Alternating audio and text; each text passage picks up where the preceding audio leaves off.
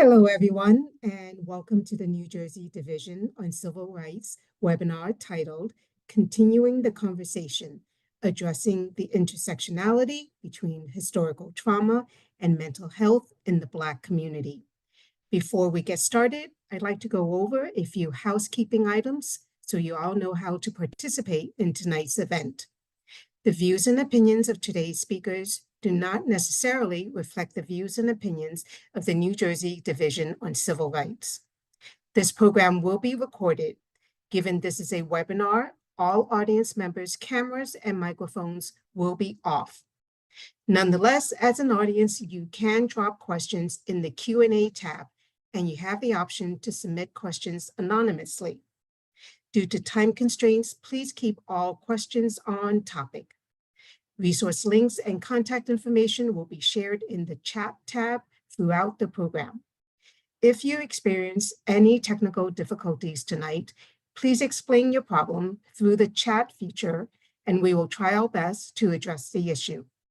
Lastly, please follow the New Jersey Division on Civil Rights on Facebook and Twitter at Civil Rights NJ for the latest news, resources, and information from our office. I now turn it over to T. Leonardo Santiago, Director of Outreach and Community Relations in the New Jersey Division on Civil Rights, who will provide our opening remarks. T. Thanks, Fanny. Good evening, everyone, and thank you for joining us for part 3 of Continue the Conversation around mental health and the Black community. In 2022, we hosted Mental Health in the Black Community Recognition, Recovery, and Resilience. And then we came back in 2023 to continue the conversation. Our panelists at that time addressed how mental health and overall wellness are greatly influenced by our surroundings, which are deeply intertwined with our lives. They began to unpack the interconnection of mental health and the social deterrents of health, such as access to care, education, transportation, employment, housing, and income, to name a few. In these spaces, BIPOC populations face a disproportionate amount of historical trauma and displacement.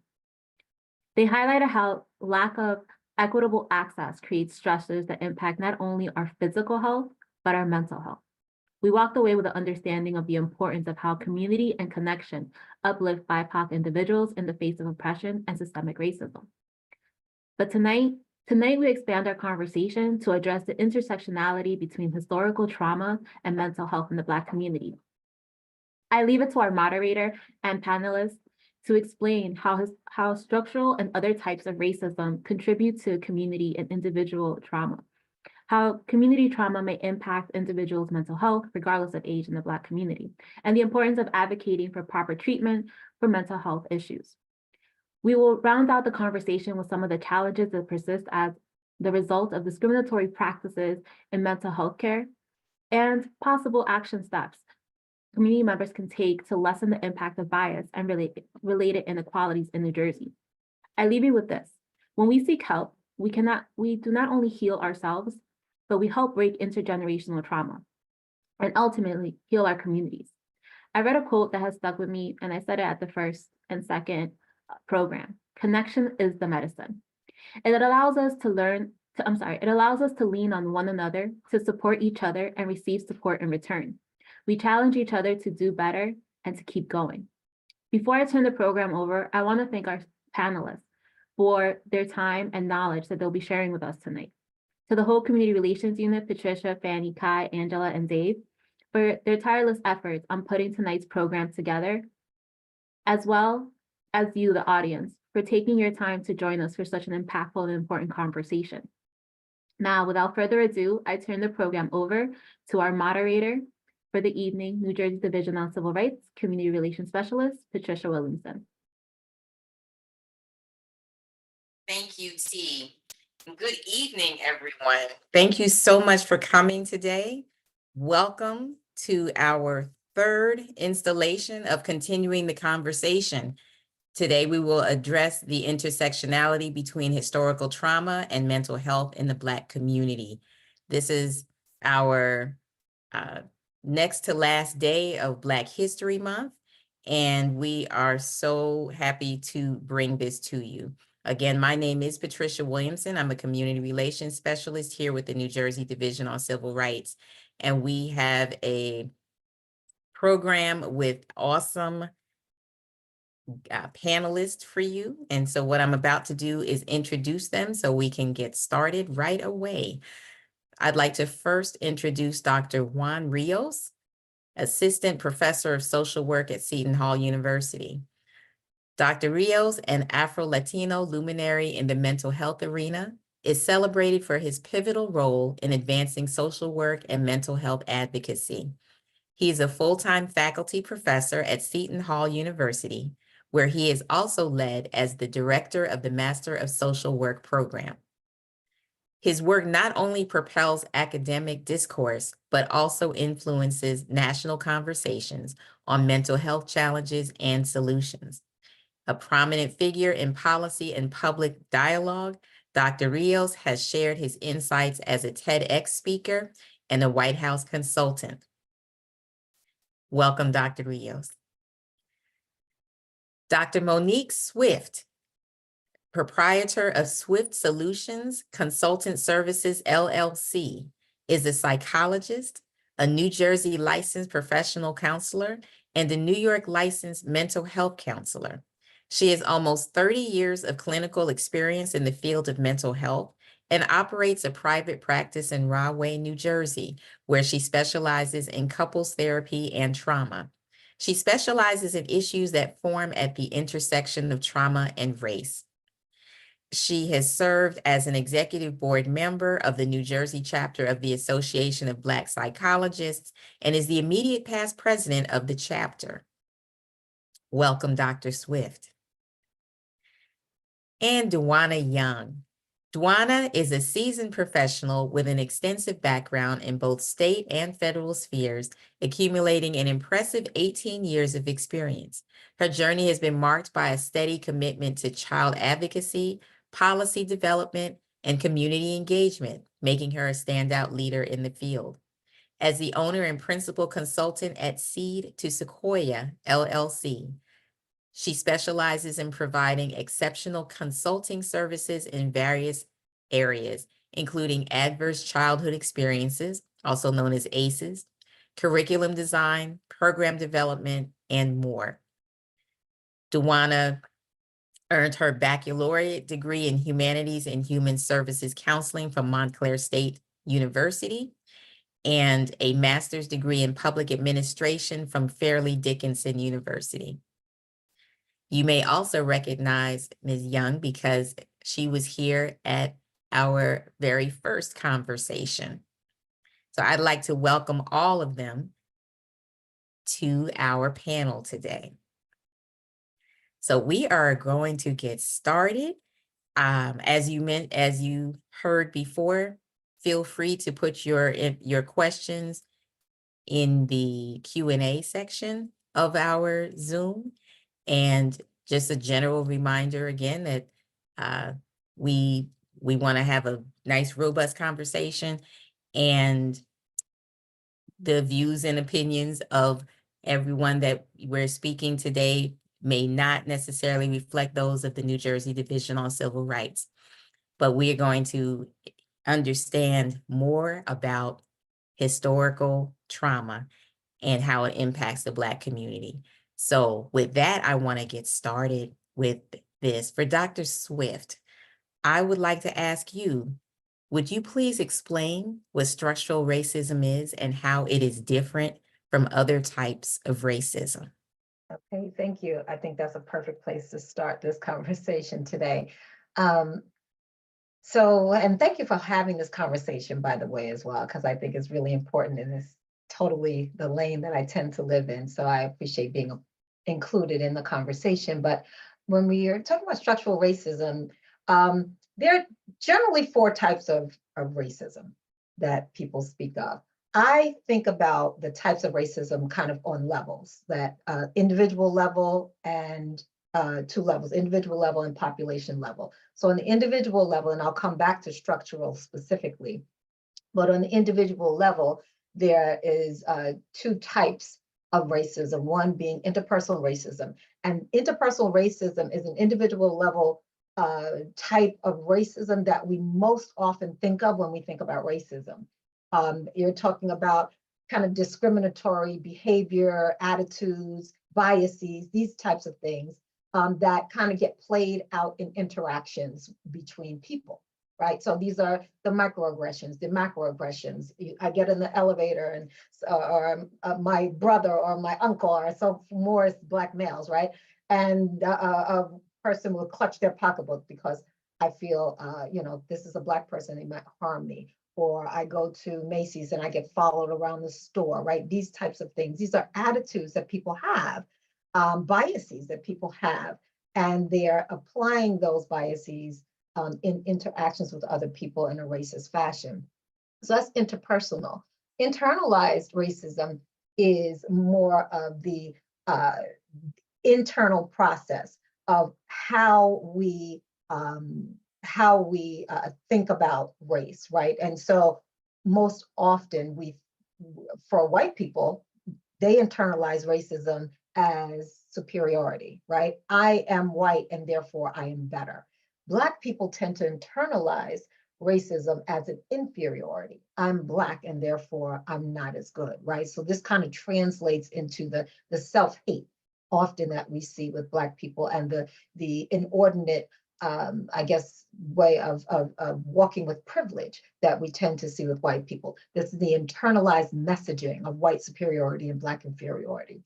So that's the individual level stuff, right? And then on the population level, I feel like that's where people get most it gets a little muddy for people. We have institutional racism, and then we also have structural racism. Institutional racism essentially those are the policies and procedures, processes within institutions that create privilege for white people and disadvantage for other people, most particularly Black people, right? So, you have institutions, the good old boy network, right? That privileges white people, white males in particular, these types of things that happen, laws, policies, practices that are enacted that tend to privilege and privilege some and disadvantage others.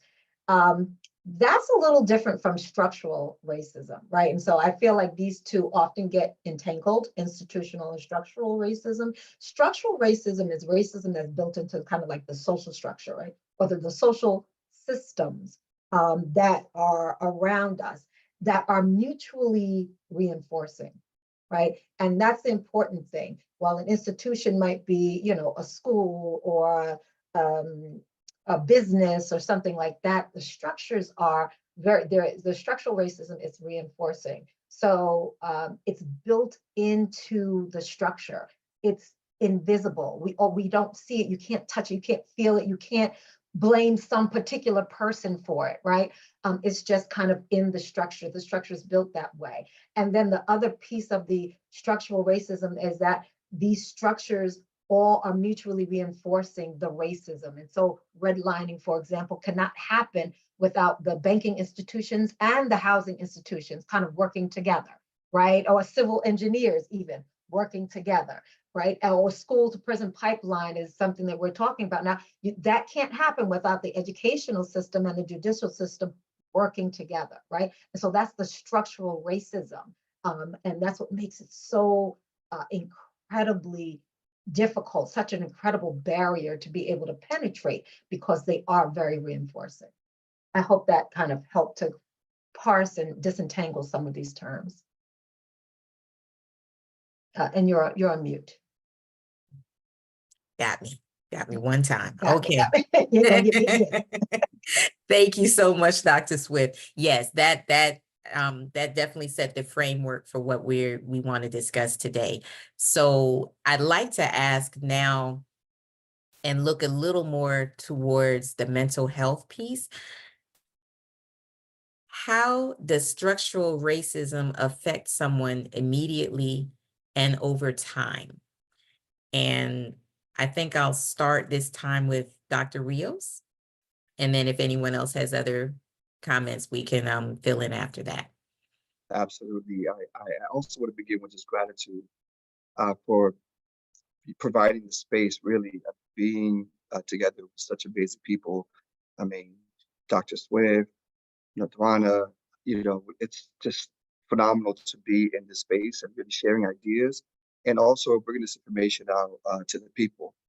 And I think Dr. Swift did an amazing job level setting how we could begin to just define the different areas within micro, macro, and meso um, uh, in our society where racism manifests. And I think that's where we need to start when we talk about the mental health pieces because it impacts us on so many ways somatically in our bodies, whether it's conscious or unconscious. So we cannot talk about, institutional racism without talking about the social determinants of health and how those social determinants of health impact are also mental well-being. So one of them is my neighborhood or built environment that's there. So as Dr. Swift mentioned, if the structural policies embedded by red lines that I belong here, but do not belong there, what happens over time is that when I begin to now move into these areas, the implicit and explicit racism that exists begins to show up in my body and show up where do I find belongingness and where do I begin to find ownership of my community. And that begins to also psychologically impact, as Dr. Swift mentioned, our identity. So when we think of our own mental health and mental well-being, we also have to really begin to tap into our bodies because so often it is already has been vicariously imprinted onto us. And it has already been a part of intergenerational trauma for so many years in America. You cannot separate mental health in the Black community without discussing institutional harm, without discussing and how, health disparities as how it continues. We can't discuss it without talking about, distrust, whether it's the Tuskegee experiment, whether it's Black codes around economy, or whether it's redlining, or whether we're talking about deconstruction of Black families through uh, through the Rockefeller drug laws. I mean, we can keep going on. But to answer your question directly, Patricia, is that the way especially how I work specifically, a lot of my work is around working with Black men in the community, Black men in Jersey City. This is my practices. I have a practice in Newark. And so often, particularly racialized Black men are mandated into my practice or, something may have happened and they say, well, here's anger management, this kind of cookie cutter types of things. And so often, what we don't talk about is what's underneath that. And what I find to be one of the most reoccurring themes underneath that is sadness. It's sadness as a result of so many factors that happen in our community, whether so often Black men are emasculated from work, are not seen, are viewed as threats, and they're most likely to not receive services when they need it. So 1/4 of African Americans in America and racialized Black people in America who are in need of services don't get it, are not receiving. So it manifests in our body, it manifests in our identity, it manifests in our built communities or where we find community, where we don't. And it begins to show up in so many ways around our relationship. And I'm going to end with this, and then I'll pass this. There's this amazing work that's done by my colleague, Dr. Courtney Cogburn, called A Thousand Cut Journey. And if you haven't seen the literature on this or the research on this, Dr. Cockburn out of Columbia University created and co-produced a virtual reality experience called The Thousand Cut Journey, in which he brings in users to begin to have phenomenological experiences of 3 different stages of an African-American man named Michael Sterling. And it starts off in kindergarten, where Michael Sterling is playing around with his, racialized white children counterparts, and they're throwing things. And he said, come on, Mike, engage. And the minute he throws things, guess what? He's identified as a problem.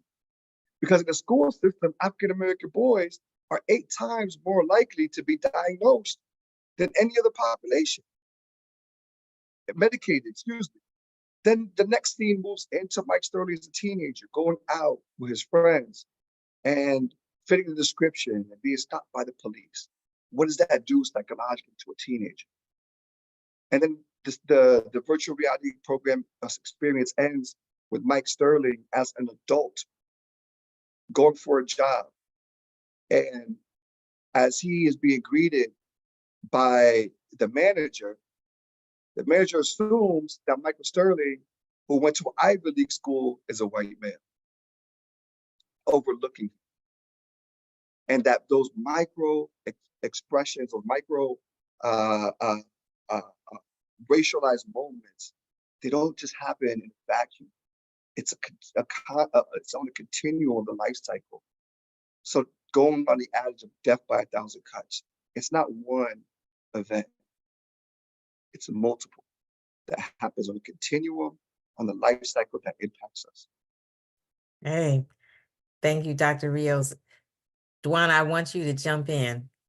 I'm gonna ask you, you can tag on to that, but also with the thought of what role does structural racism play in internalized trauma?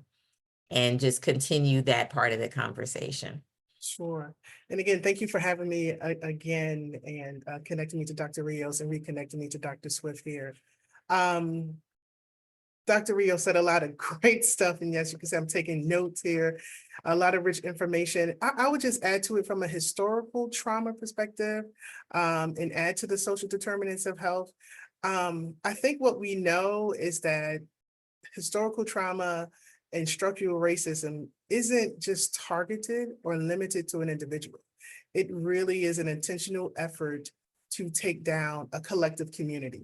And I think once we understand that and realize that, we'll understand the importance of getting together collectively as a Black community.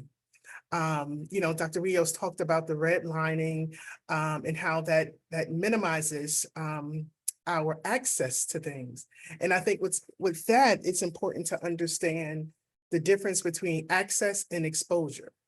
And you see, we have a exposure to schools in our communities and exposures to our grocery stores, which is the bodega or the corner store, but we don't have access to healthy fruits and vegetables, or if we do, we can't either get to it or we cannot afford it. Or we have exposure to schools within our communities, but we don't have access to really thriving modern schools, or we have to bus our kids, if allowed, to those districts.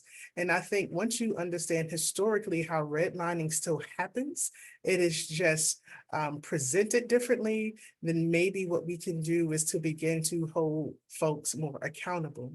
But in terms of that trauma, if all I see in my community or my 1 square mile is advertisement about smoking, about alcohol, about even though the sign may say put the guns down, it is still you telling me that my community is violent, that my community is nothing more than liquor stores, and my community is all of these things. And I think sometimes we forget about, you talked about the micro and the macro and the meso, the messaging just around what we see between the tall buildings and the gray buildings and no trees and all of that.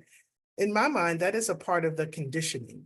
That is a part of me taking that on, that this is really all I am. You already tell me a story when I go to school that all I was a slave. And then all you tell me is that all I can do is probably join the service or do something else. And I think because we don't have access to other things or resources, we begin to believe that that's all we are. And I choose to believe that that's part of the conditioning for our people until we begin to do the work and understand really what historical trauma is and how, the book says it is embedded in our marrow. And we are either conditioned with our colonized thoughts to even respond or think or process information a certain way. That is still part of the conditioning, which is our trauma. Because if all I know how to do is to respond from what my mother and my grandmother has done, and we're located in a certain area of the city, then that's all I see. And I'm not, like, let's take low income housing for an example. If you don't really know the history of why it was developed, young people will begin to believe that it was created to really help you. But historically, it was created to take the father from the household. And if you don't know that, when they now modernize low income housing because you got to wash it and dry it, you really believe that it is to help you. But you can't make a dollar over what the amount is, because then you lose your housing. And unfortunately, with our trauma, because sadly, we don't help our own siblings, we don't help our own cousins and aunties when they have problems, because now that we've made it out of that 1 square mile, you should pull yourself up by your bootstraps or your shoestrings if you have them. And so we don't help. You know, other communities, y'all come, they buy a house, it's 10 of them in a house, and one by one, you let them out. Unfortunately, our trauma, our conditioning, we don't do it because we're still trying to assimilate. We can't do that because we have yet to collectively come together. And so until we understand how deeply is it embedded in our thinking and our processing and how we view each other in the world, we'll never be able to really collectively come together to start to do what other folks do. I don't understand why we don't have a grocery store. I don't understand why we don't have a bank, but we do. But then we find a reason why we don't want to bank with the Black bank, because they don't have Zelle. They have Zap or whatever it is that they had. And I'm a product of that. I was like, it's not convenient for me, so I don't want to get it. But then I learned the power of banking Black and why that is important, because they're the only ones that's going to cycle the dollar back into our community. And so I think until we do the hard work, in the book called The Body Keeps the Score, where you understand that that trauma is embedded in your neck, in your shoulders, and I carry my trauma in my neck and my shoulders, which is why I have neck issues. You'll never understand that the reason why we have high heart disease and all of these other things, and while we're smoking, it isn't because we're bored. It's because we are stressed and we are somehow activated and triggered by all of the things that are happening around us, from the signage to the housing to the excessive police cars and the erection of cameras. And then you start to see gentrification, and they convince you that your community is getting better when it is to push you out. We have to learn how, like Dr. Swift said, how those systems really work. And if we don't understand how those systems really work, we'll never be able to hold these folks we put in positions accountable, and we'll never be able to, what they don't want us to be, radicalize and raise up and start to really deconstruct those things and put people in positions who really want to serve their community with a true purpose. All right. All right. Anyone want to tag on to that? You answered like the next 4 questions, I but do that's want to okay. she Dr. Swift? Yeah, I'm sorry. You know, Dwana, that was beautifully stated. You covered so much. And when you were talking about how the trauma is embedded in our bodies, I also just kind of wanted to add to that it's embedded in our DNA as well, right? That, you know, even before we come into existence and experience the horrors, right, of racism that we tend to experience every day, we are already born with the legacy of the trauma that our parents and therefore parents have experienced that comes into the world with us. And that's another level and layer of vulnerability that we kind of hold. So I just wanted to make that only point as well. No, thank you so much. I'm going to ask some of these questions. You've answered a good portion of them, but I just want to actually put them out and just ask, how else, or would you like to expand a little more about how structural racism plays into community trauma and individual trauma? I heard a little bit of both, but I just wanted to talk about that a little bit more, because there are different layers: structural racism into community trauma and structural racism into individual trauma. I'll just open that up to all of you. So go ahead, Dr. Rios. Dr. Sue, go right ahead, jump in. Okay, you know, the structural piece, the racism, I think it's, to me, it's easier to see on the community level, right? And so on the community, when you're looking at trauma within the community, often we don't understand that. That's one of my soapboxes. I like to always stress that it doesn't just happen to the individual, that communities can be traumatized. And often when communities are traumatized, it tends to impact in three domains. One domain would be the physically built environment. In our communities, there's a lot of disinvestment. There's a lot of dilapidated buildings and toxic environments, and the lack of green spaces, the lack of other things that can be health promoting in our communities. That creates a trauma within that community. There's also in the social cultural environment, there is the trauma impact. It affects how we connect with one another. I mean, typically, generally, Black people tend to be a very tight communal type of people. But when we have experienced a lot of trauma, we tend to pull apart. Trauma is isolating. Trauma is fragmenting, right? And so that's what it does to our communities. It fragments and breaks up communities apart, where we no longer operate as collective people. We no longer work together. And so often we become very we victimize one another. You see a lot of victimization happening. You don't see a lot of supporting one another happening. Our communities, we tend to not be able to. We don't have the efficacy like we see in other communities. They can come together and they can make things happen. Whereas, often our communities are governed by other people for us.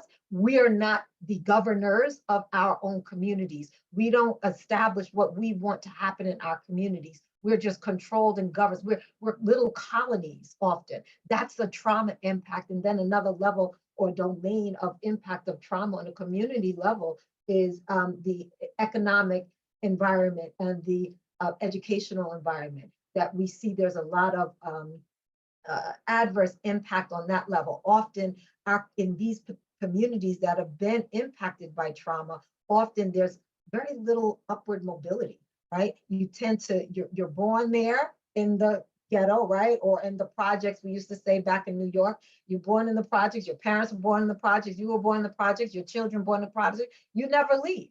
You just tend to, generation after generation after generation, the ability to be able to pull yourself up and out is not there. Not because people are not intelligent, not because people don't try, not because people are not working hard, but because of the structures that are put in place in order to force us to be in this predicament. And then we look back and say, well, you just didn't pull yourself up by your bootstrap. Right? That's why you're in this condition. But we don't see, that's why it's so important to raise our awareness of the structures that are in place, because we don't see the hand of racism in that circumstance. But it is truly that undermines and cuts us at the knees and enables us from being able to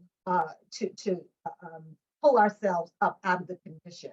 So I don't want to take too much time. I know Dr. Rios, you wanted to jump in here as well. Look, I was so enthralled with what you were saying and engaged. I would have to say, like, you just, I even forgot the question, but I wanted to jump back circle back into what Dwana mentioned, that I think is so powerful around gentrification. I know Dwana, put that in there very intentionally, and that's something where it's important for us to discuss. Because how communities are being built and who is sort of being pushed out is important to highlight when it comes to mental health and wellness. I'm going to give you one example that I'll just share a short anecdotal experience. During my early years, I lived in a city called New Haven. Some of y'all may be familiar with New Haven. It is a city in which you have Yale and you have New Haven. And New Haven historically has been, after Reconstruction, predominantly African-American community. And over time, as Yale as a university began to expand, as most universities do, they buy up property, and specifically in quote unquote low income communities. And the community where I lived at the time was predominantly African American community where it was working class. We may not have had a lot, but we had sure as heck had community. I knew I could go to the barber on my block, the bodega owner, as Dwana mentioned, all of that. He was speaking to me directly. That was like where I was literally at. And the following summer, well, a few summers into it, right, we were all pushed out. Okay, from that, we talk about 3 blocks of working people where I knew the folks across the street. We used to eat at their house, and we used to be outside until the adage of when the street lights came on. But it was community. Okay, from that moment when they bought out all those blocks, no one asked us, no one included us in the design of that new community. There was no dialogue, no community engagement in that piece. It was, yeah, I gotta go. And yeah, where you gonna go? As Dr. Swift mentioned, with the projects.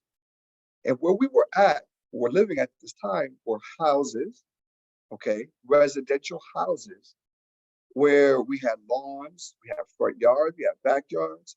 After that moment, I've never lived in a house until I was 35, in a home like that, okay? And the reason I highlight that is because the way it was done was so inhumane, because it was a dialogue. It was an eviction of those who lived there, of those who did not find a place to move out within time, were physically evicted. Okay, put their stuff put in plastic bags out in the street. The other piece of it is that community where it was thriving, where we had family, is now and will never ever be again. Okay. So what happened to that bodega? What happened to the barbershop where I learned how to play chess and had advice about manhood growing up? And what happened to those stories that we would carry? No longer did it exist on that block. What it exists now is a frat house or Yale or faculty housing. But all remains is the ghost of children and families who had community. And we want to remember that before there were mental health therapists, there was family. Okay, before we had all these disciplines that exist, we had community. It's where we would go to each other.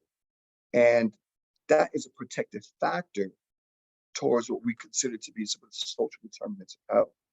But when it's systematically we have examples over and over again when this happened institutionally.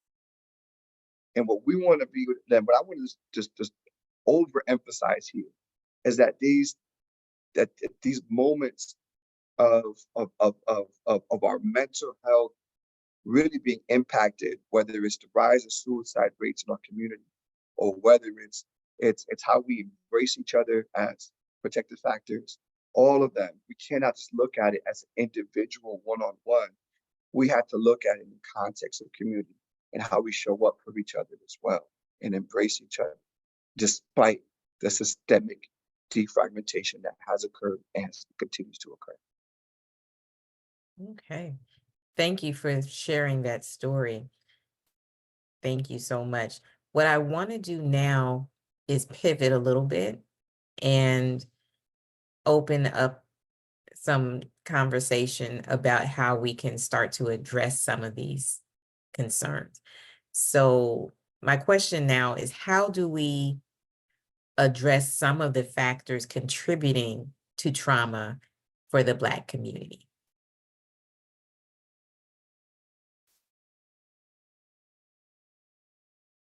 And I'll start with Dwana. Because I came off mute. I guess I knew. I would say, since I do a lot of the ACEs training, and I'll send these to you, if you know The Pair of Aces by Dr. Wendy Ellis, when you look at that picture, it talks about, it really is almost like a root cause analysis, because at the bottom of this tree, you see all of the roots. And really all of those things that are listed in the roots are those risk factors that contribute to why our communities are the way that they are, right?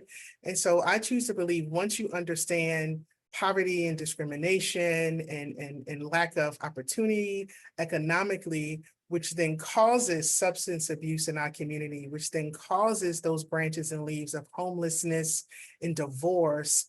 Until we understand the root of why your community is that way, it will be difficult to then develop a framework in order to address the adversity. And I can connect it to some things that Dr. Swift said. I think until we, trying to look at the little notes I had wrote down, I think until we really understand at the root of what's contributing to what's happening in our community, again, it'll be difficult to develop a framework and to educate folks. This is why we are where we are. Dr. Swift said, you ever go into a community or you go back into the projects and it's families for generations and generations. Yes, it is a community, but how I look at it, it's a community that's bonded in trauma. So those are trauma bonded relationships isolated to a block or to a county or community, because I think we've all have gone in spaces and you can see that they all got the same thing going on or the same type of issue, be it mental health, be it physically. And so you have to ask yourself why, and then why you stay, because again, if that's all you know, and that's all you connected to, and it appears because yes, that's your family, but what you really have is a trauma bonded community or a trauma bonded block. And so until we can have at least one person understand that, to then say, hey, you can be more than all of the things that is within your community. So let's begin to educate ourselves that why have we been here so long? Why has, now the bodega is now gone. And like Dr. Rio said, I don't think people really understand, and I'm a city girl, the value of a bodega. I may not have known Poppy name past Poppy, but I knew him and I was mommy. And I can't claim Dominican by proxy because I thought I was one of them because I was mommy and he was Poppy. And my eyebrows connected back in the day. But I felt a sense of community and pride because he knew me. He knew I was coming for them snacks after school or them little bag of cookies back in the day. And I still felt safe.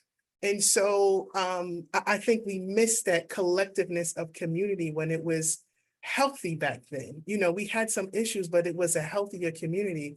So I think maybe if we begin to say, how can we begin to make communities healthier again? We can change the perspective and the direction. And so of saying that your community is violent or is drug ridden or is all of these things, it is unhealthy. And so when you're sick, what do you do to go to the doctor? You go to find out what the root cause is of your illness. And so our communities are unhealthy right now. And so what is the root cause of why this city or this town or county is behaving this way? And until you have that training, until you get that understanding, and you can increase your bandwidth as to, my old boss Dave said, it's not what's wrong with you, it's what happened to you.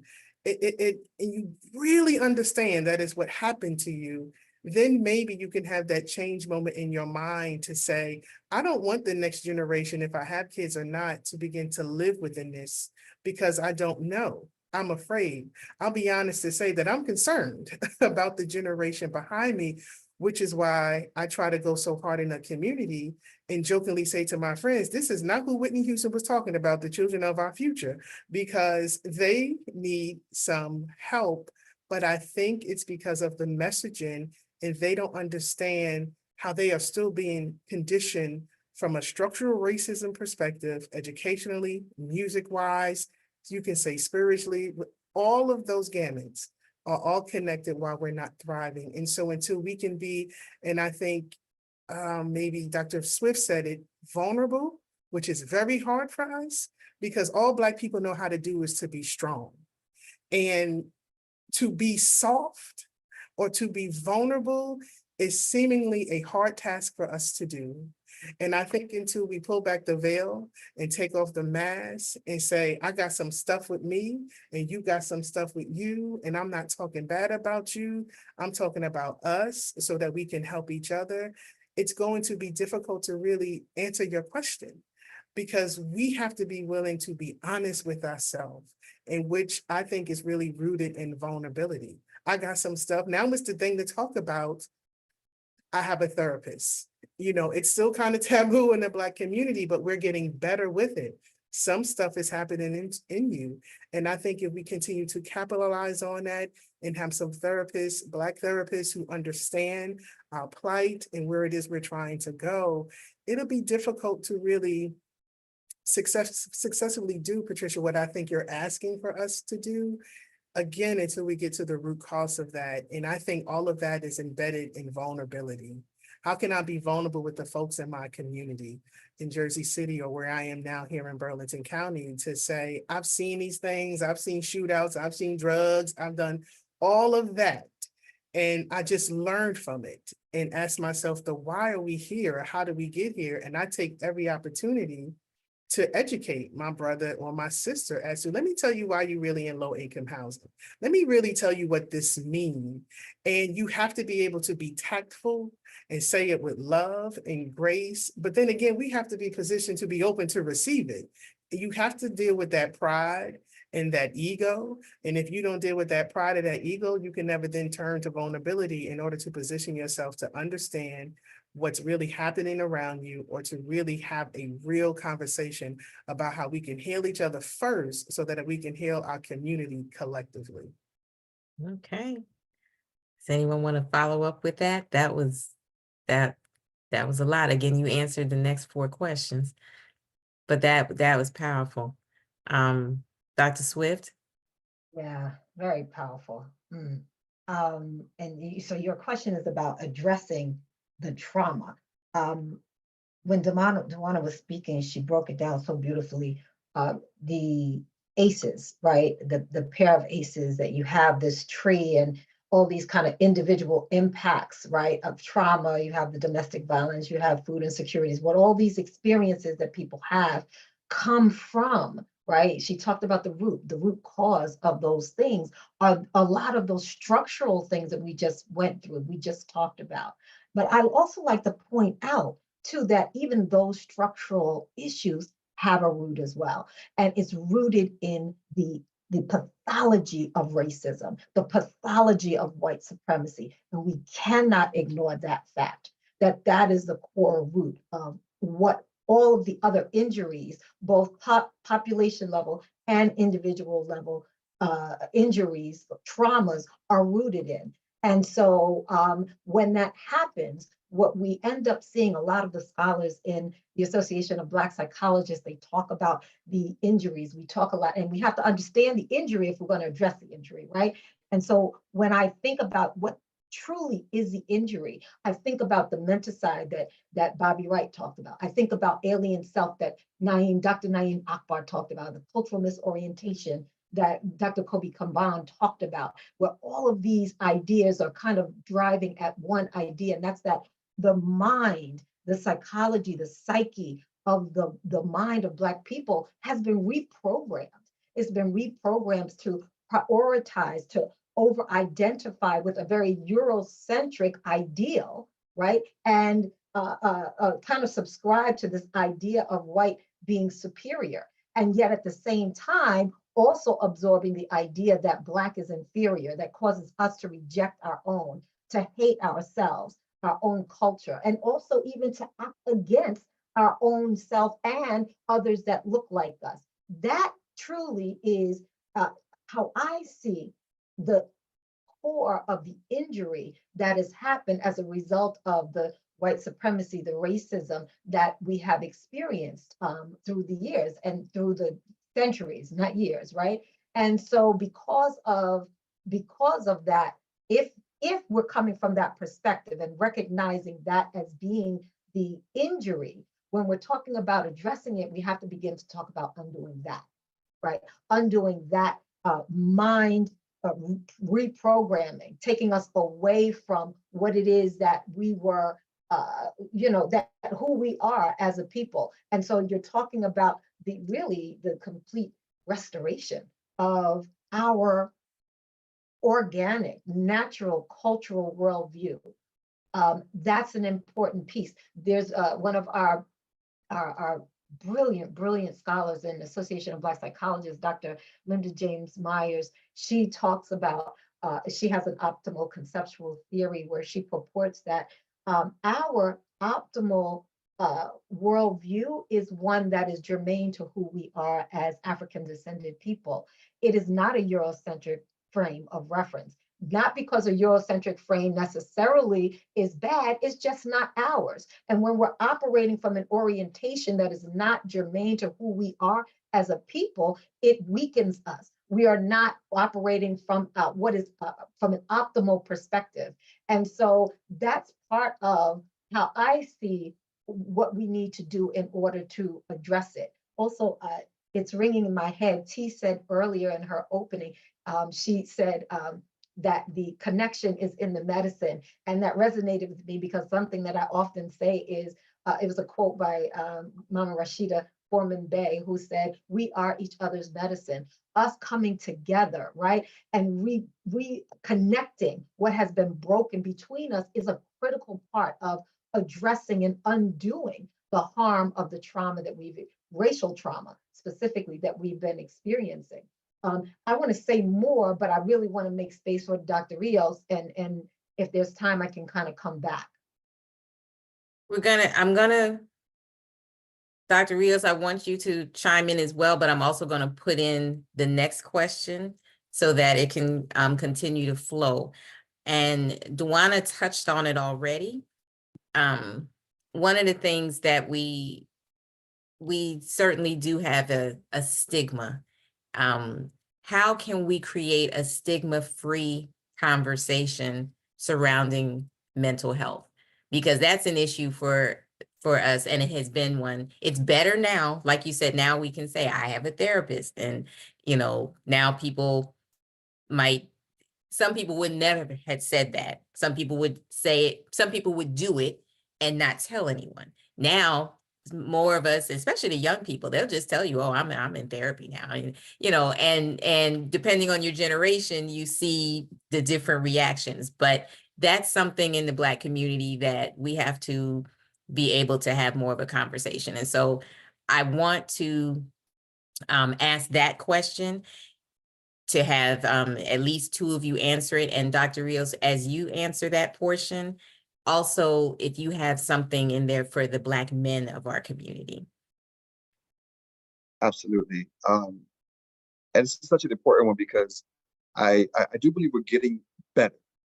I do believe we're getting more and more towards a space where having conversations on mental health, whether it's on social media, whether it's our artists having it embedded in music, although it's always has been. No one really acknowledges just the suicide of Don Cornelius. We kind of brush by that. We have yet to have a conversation around that openly. Talk about DMX and his music, where he was openly talking about being a manic depressant, or whether it was various artists who over and over have embedded how depression, anxiety, trauma was what was embedded in our lived experiences, but we weren't necessarily calling it that. Okay, we weren't necessarily as open enough to have those dialogues in a more collective space where we are now. I think it's getting much better, but the work is not over. It's so much more to be done, and I think where it starts from is the importance of acknowledging and accepting that our feelings are real and it matters, because for so long, especially around healthcare, it's this lack of empathy that has existed around Black bodies, whether it's the pain empathy that happens in nursing, or whether it's minimizing how racism impacts our bodies in very lived ways. It impacts our stress hormones, that then impacts other areas, whether it's our reproductive system or our ability to process, think, and be fully present. And we have to work twice as hard because we're dealing with all the racism that exists, on top of the institutional stuff that exists, on top of everyday information that has already been embedded in both media, of images of beauty, and now we're moving into an AI age where the artificial intelligence is just regurgitating bad information of racism that's there and giving it to us more at an inundated and lightning speed. And I say all that because we have to actively be engaged in designing the future in which we want to live in, which means that first we have to acknowledge that our lived experiences are valid and not being gaslighted through a lot of these platforms that minimize the Black experience, that minimize the role that, and again, speaking on my behalf, the role that institutions have played in a role to create harm. And we mentioned a few. I could go to a lot more that we haven't even discussed. I mean, we haven't even talked about COINTEL Pro. We haven't talked about a lot of things that we could be talking about today, but we'll leave that alone right now. But the acknowledgement that our feelings are valid, that our feelings are real, that our lived experiences that have existed is something that matters to us is one step, is the first step. The second one is finding your tribe, finding your community. Folks who are in this conversation, reach out to us. Begin to say, well, where can I continue to have community like this? I mean, Newark is doing amazing things with the Office of Violence Prevention and Trauma Recovery. I know Dr. Swift is working with Equal Justice USA. There's monthly men's meetings that we're having in the city of Newark. That's phenomenal. My brother Josiah, Paul has been doing amazing things around this area. I mean, I give a lot of love and respect to Roz and Newark and how he's been uplifting men for the past 8 years and way before that. But creating a national platform, and whether Newark is leading around MDK, My Brother's Keeper, and how they're really pouring back into young men as a model city in America. So if you're not familiar about what's happening in the city of Newark, one, to uplift the voices of Black men. Two, how we're really being able to heal and talk about healing and trauma in the sense where it's not a place of lack, but a place of love and growth. It's a beautiful place to start.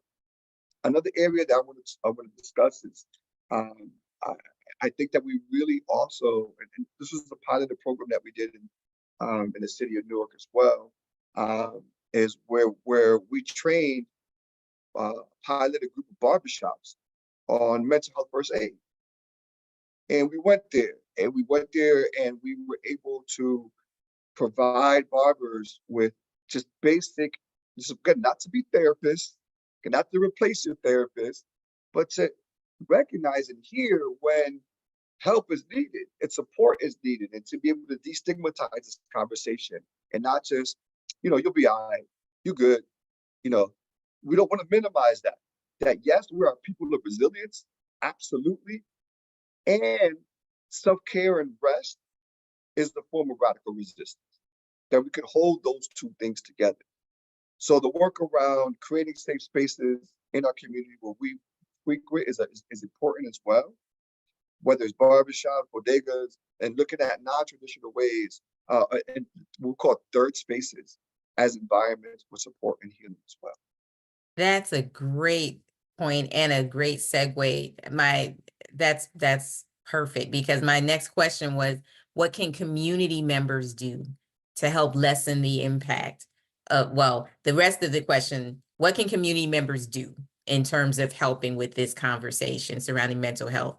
But also, the rest of the question was to help lessen the impact of bias or related inequities in New Jersey. But what you just said, I mean, having some level of, I guess, training of sorts so that people know what to listen for.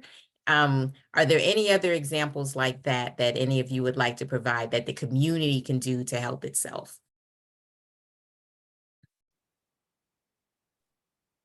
I think it's like what you said, Patricia, doing those trainings. It's funny, Dr. Rios mentioned barbershops, and, that was the one thing when we were developing the statewide plan for New Jersey, was like, you have to go into the barbershops. That's where Black men go and have real conversations and talk about just about anything. And so once you train them to have that listening ear, and in the process of that, like you were talking about bias, how to minimize the bias of that person, being in your seat, it'll enable you to have deeper conversations. But from a community standpoint, what I think you're asking is, again, as a community, understanding what's going on. I'm going to steal from Reverend Dr. Quick, understanding that it isn't, church world says generational curses, but he says generational patterns. And then so you understand the generational patterns that's happening, again, about biases, what's happening in your community or within your family, you won't feel comfortable yet having those mental health conversations because of the stigma, I think, Patricia, what you said, that comes with that. And I think the only way to minimize those biases, which we know is nothing but a weighted effort to prevent change, is to really make a conscious decision to say, I'm either going to be the one in my community, or I'm either going to be the one in my family to go against the grain and create change. And I think until you have that change moment for yourself, you're not going to have a willingness to step out there in spite of the bias to say, I'm going to push against that weight that's really trying to prevent me from doing that. Because just because your father did it or your mom did it that way doesn't mean that you have to continue to do it that way in terms of family structure and how you do things. Because even part of that can be generational patterns, but you don't know it because you just live in it, just like in your community. And so I think until you really realize that as a community, we're going to be the ones to push back. We're going to be the ones to create change and get ourselves out of the complacency of where we are, because it's easy. It's easy to complain. It's easy to say we don't have this or that. But what are you doing to grow against those biases, that concerted, weighted effort to prevent you from excelling, to prevent you from healing, to prevent you from having healthy communities? And until you see it, and I'm not sure people always have a clear understanding what biases even look like in our community. We call everything, well, that's racist, but it could be coded, not coded, but camouflaged a little bit differently. And so until you really, really see the bias efforts and attacks in your community, it just may be hard to combat them. But I think it starts with one, the power of one. Make the decision to be that one in your city, in your apartment complex, or in your family, to make a change, to get out of the complacency, go against the grain and say, I don't want this anymore. I'm going to be the one to pull my family up out of low income housing. I'm going to be the one to do all of these things, and it'll be hard, it'll be a struggle, but we have to at least do it. And I think, in the community, once you get just enough for a small ripple effect, it'll begin to take waves, because what we like is a trend, Black people. And so let's make a healthy trend to heal our communities and stop the glamorization of poverty mindset of, Dr. Rios was talking about mental health issues and suicide. I was talking to someone in Newark, and I didn't realize the glamorization in a Biggie song that was really about suicide. And all we hear is the beat, but not what he's talking about. So all that Barbara is seeing is this disheveled man, but it really is probably a cry out for help. And we have to look past those aesthetic factors that may contribute to us even being biased against our own folks, and just be willing to meet people where they are. Yes, yes, yes. We are coming close to our time. I knew this was going to happen. We could do this all night, but what I'd like to do is give each of you a little bit of time to give us some closing remarks. We of course will have question and answer. You'll have another opportunity to talk, but if there's anything more that you'd like to contribute to this discussion before we transition to what I'm going to say about the law against discrimination and we go to Q&A. So I will start. Let me see, we started one way. I'm going to come back to Dr. Rios.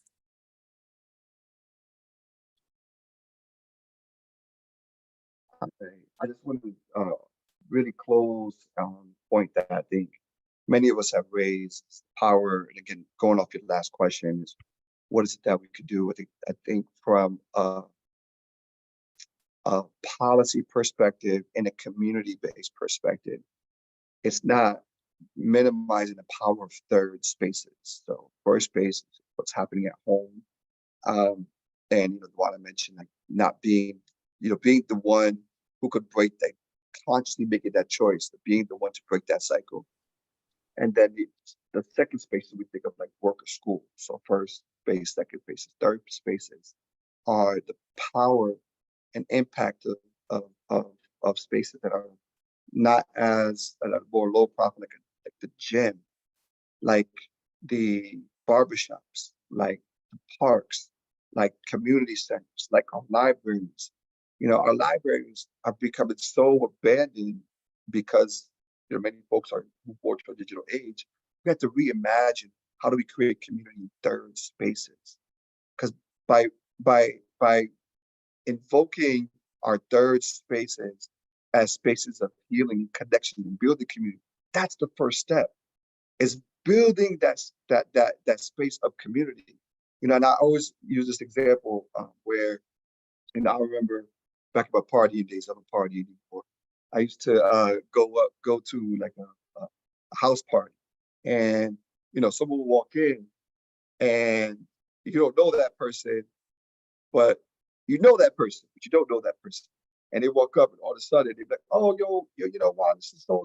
Like, yo, what up?" Like now I'm beginning to posture. My voice gets so deep. All of a sudden, 2 minutes ago, I was like, "Hey, everybody, how y'all doing? What's up? It's a good time." Now, all of a sudden, I'm postulating against each other. That we begin to look at each other as a threat rather than as an ally. And that becomes a conscious shift that we have a decision we have to make about love and embracing each other first with love and making that conscious. Because we have been conditioned to look at ourselves as a threat, when in fact that African-American boys between the ages of 14 and 24 are 16 times more likely to be a victim of a violent crime. I want you to put that in context, because so often we look at Black young men as the perpetrators of crime that's put out in popular media.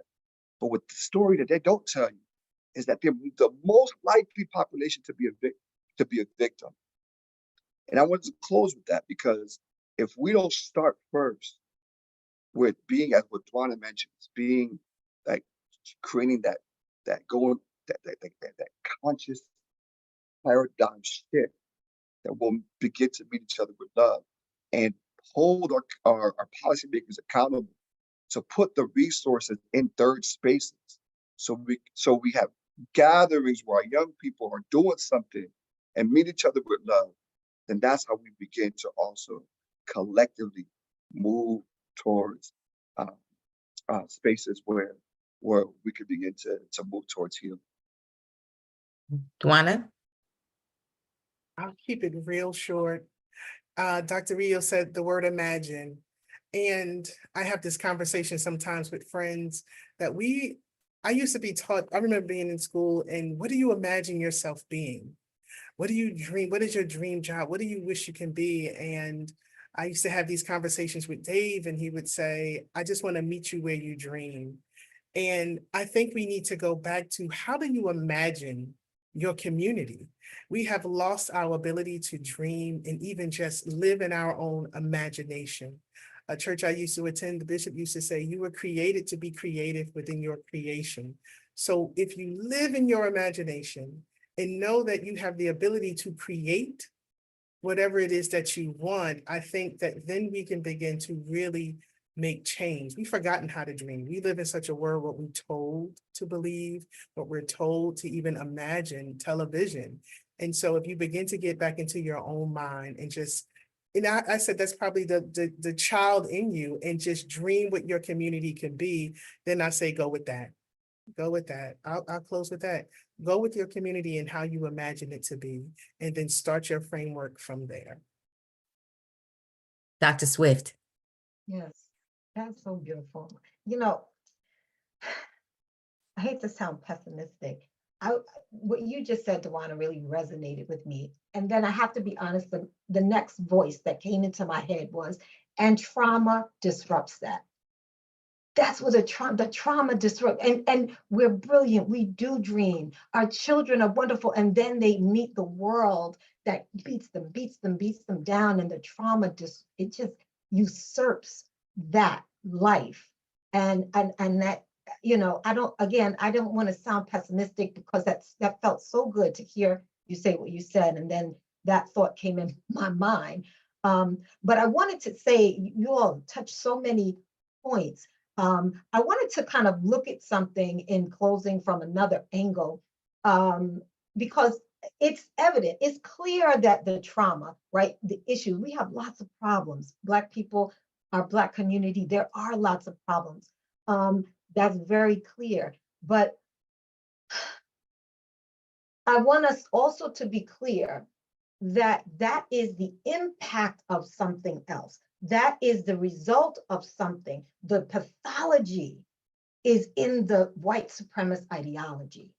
And often we get caught up in identifying, and we have problems now, don't get me wrong, but often we get caught up in looking at the problems that we have in our communities, and we almost stop there, as though those are the problems that we created for ourselves, and we did not create all of the problems for ourselves, right? That the structures, the white supremacist ideology that we subscribe to, it created those problems. And so I have a tendency to always remind us to go back to recognizing where this stuff began, because that's where we do need to attack it.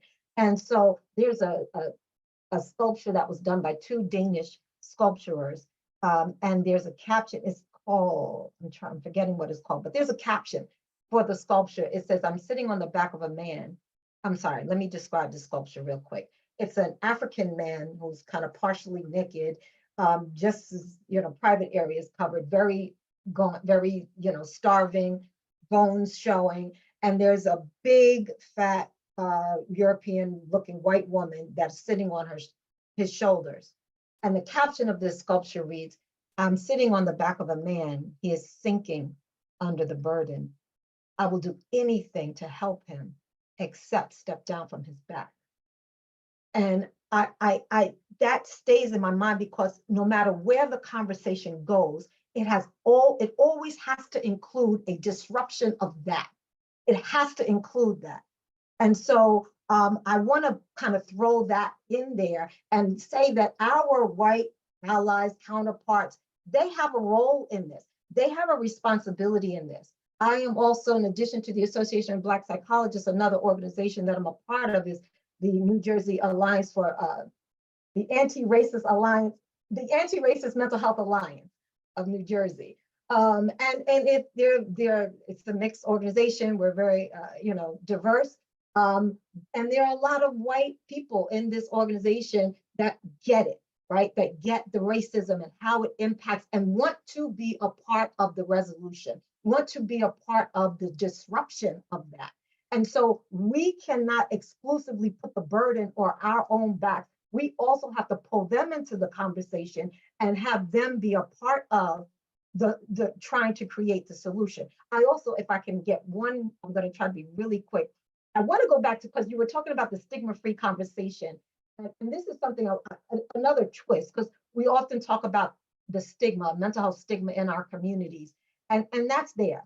But as I learned more in recent years about the history of the mental health, the institution of mental health on Black people, it began to make me question this idea of stigma, that perhaps it's not just that Black people don't think we have problems, or that we think it's enough to pray it away or so forth, but perhaps because of all the injury, because we were wrapped up in these institutions and we were made slaves for white patients in white institutions. We were made to work the fields for the mental health institutions. We were experimented on and they did lobotomies on us. All of these things were happening. And this is not just historical. If you look at statistics today in the field of mental health, Black people are still getting mistreated in the field of mental health. So maybe the reticence that Black people have to go into mental health has something to do with that historical harm and the present day harm.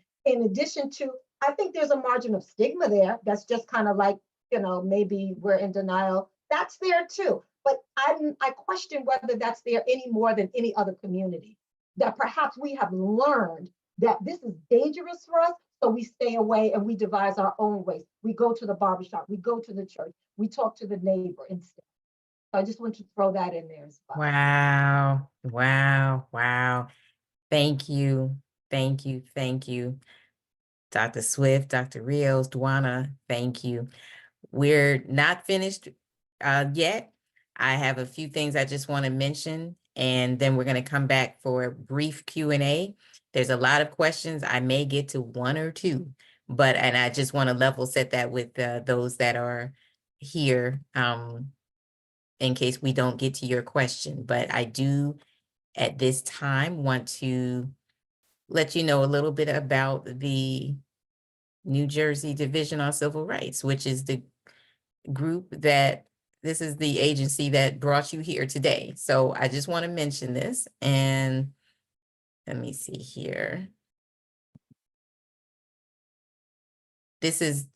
We have a longer Know Your Rights presentation, but I just want to go through a few things just so that you understand who we are and how this ties into what you just heard just now.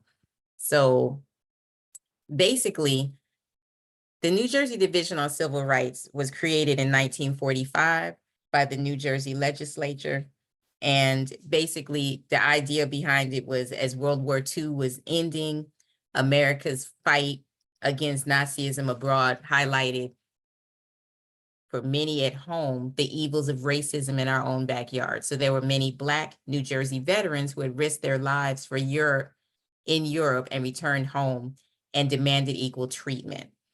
So Dr. James O. Hill, he was a state assemblyman from Newark, and he sponsored the New Jersey Law Against Discrimination, also known as the LAD.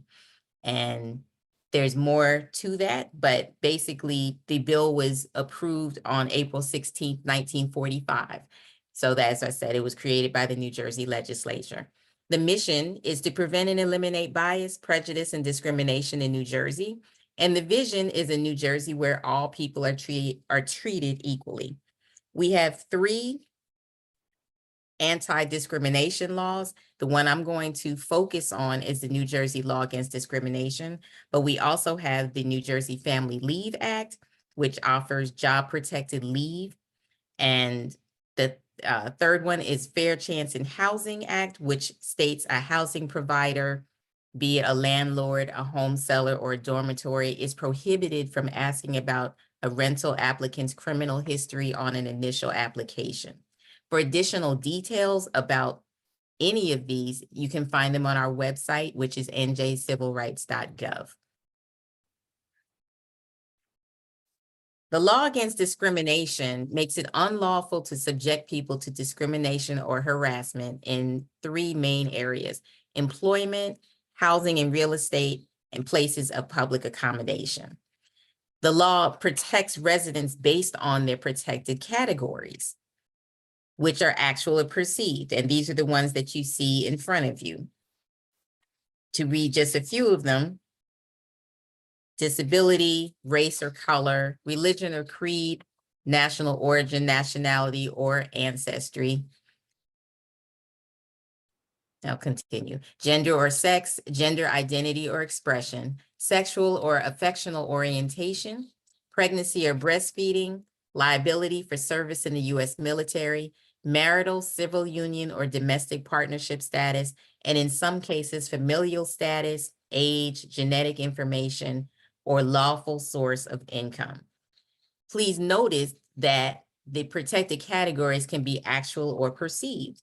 For example, if an employer is creating a hostile work environment for you because she thinks you're Jamaican, but you're actually Egyptian, your rights may have been violated and you can file a complaint with the New Jersey Division on Civil Rights. Ancestry and nationality are protected categories under the law against discrimination. So the employer is violating your rights because of her perception of your nationality, but it does not matter what is your actual nationality. When we talk about bias incidents and crimes, you'll see that a bias incident is any act or bias that is reported to law enforcement. It's important to note that not all bias incidents are bias crimes, but all bias crimes are bias incidents. When we look at discrimination and harassment, DCR can investigate discrimination and bias-based harassment and can get justice for the victims even when the conduct involved does not constitute a crime.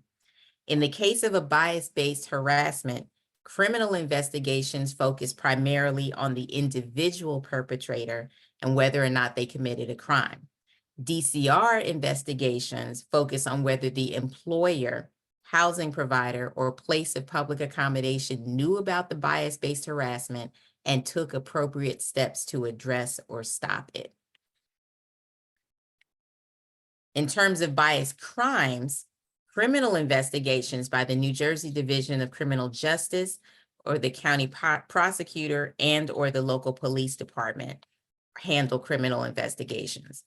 The bias crimes are criminal offenses that are committed against a person, a private property, or public property because of the race, color, religion, and the other items we mentioned in the law against discrimination.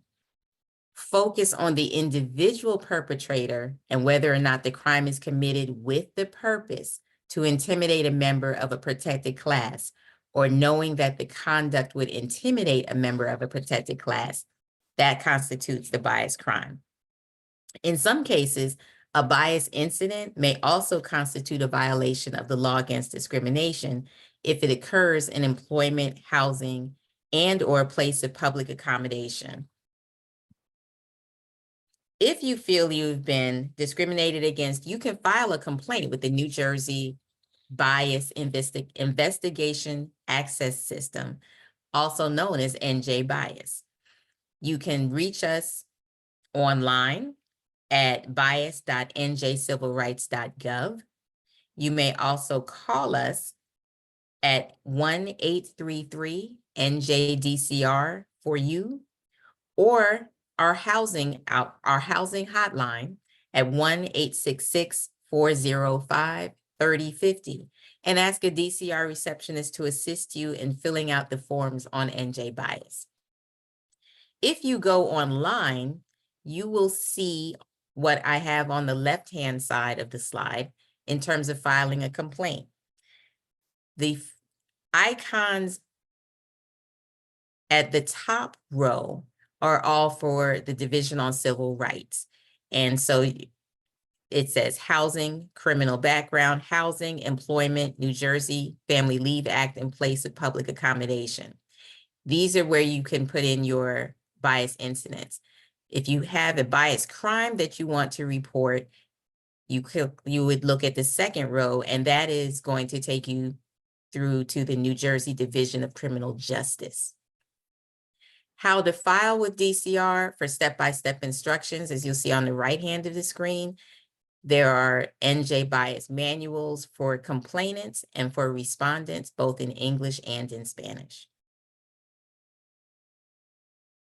You can also call 1-833-NJ-DCR for you to request a reasonable accommodation to submit an intake. Please be advised, New Jersey Division on Civil Rights and its employees do not provide legal counsel or legal advice. This presentation is for information purposes only, and we do not comment on ongoing investigations or litigations. So thank you for that. That is one of our very, very quick overviews of the Division on Civil Rights and the law against discrimination. We do provide longer ones where we will actually come to you, or you can come to us for more detail on some of the things that I mentioned. But at this time, what I would like to do, and I also want to mention that many things should have been dropped in the chat while I was speaking so that you can see more of the information on njcivilrights.gov. I'm going to ask our panelists to come back on screen again, and we have a few minutes left. I would love to ask a few questions. And I'm just going to mention that we only have about 3 or 4 minutes, so I may only get to 1 or 2 questions. So I'm only going to ask the ones that are on topic to what we were discussing and see if we can get to here. I'm going to, wow, it's a lot of good questions. Thank you all for these questions. I'm going to start in the middle with Stephanie Durant. There's a question here. How do you start the conversation to begin to break the stigma of mental health?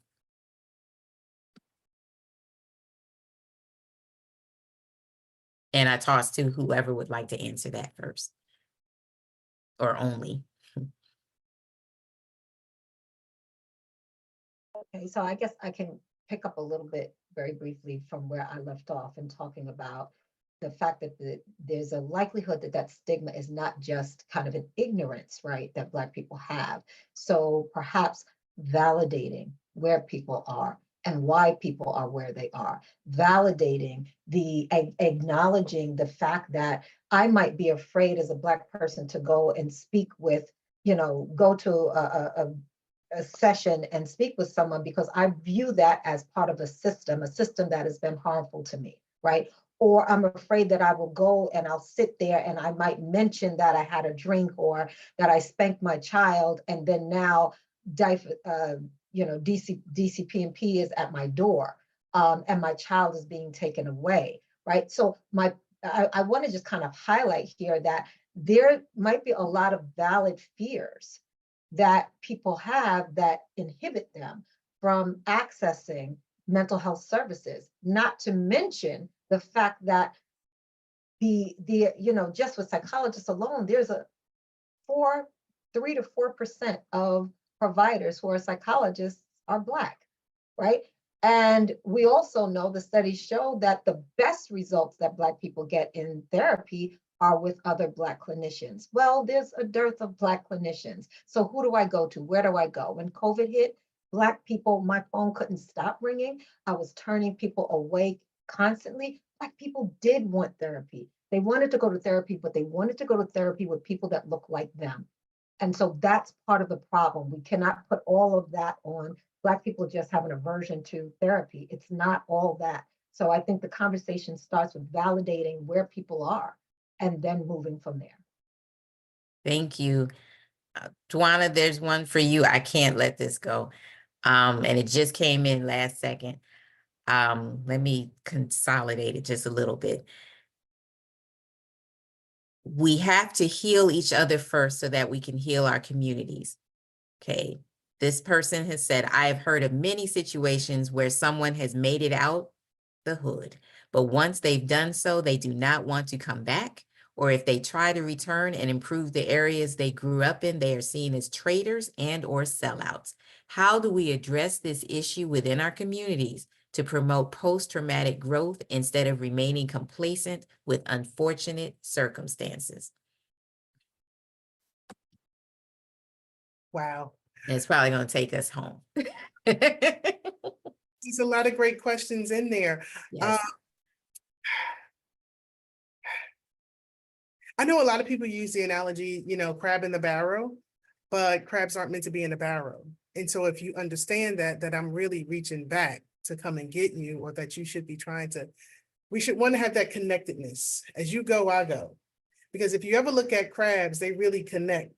One, I don't know what you call it, one little arm to the next, and they really try to go together as a unit.